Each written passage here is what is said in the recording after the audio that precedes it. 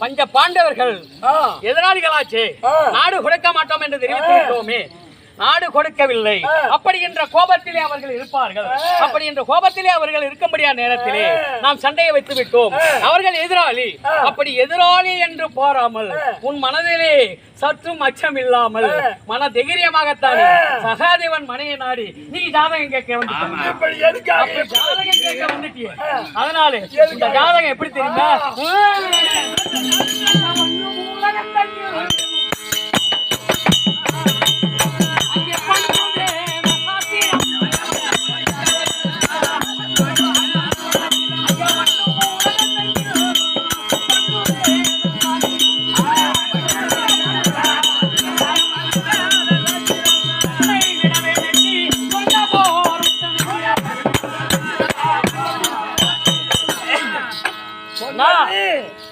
எதிராளியாச்சு அவனிடத்திலே போறமே ஜாதகம் அவன் சொல்லுவானா சரியா, அண்ணா இந்த மண்ணு இருக்கின்றது அதால அண்ணா பூலோகம் பூலோகம் தவலோகம் மூன்று உலகம். இந்த மூன்று உலகத்திலும் அண்ணா கைலாயத்திலே உரையக்கூடியவர் ஈசன். ஈசன் இங்கே சத்தியலோகத்திலே இருக்கக்கூடியவர் பிரம்மதேவன், அதோ வைகுண்டத்திலே இருக்கக்கூடியவர் மூன்று உலகம்.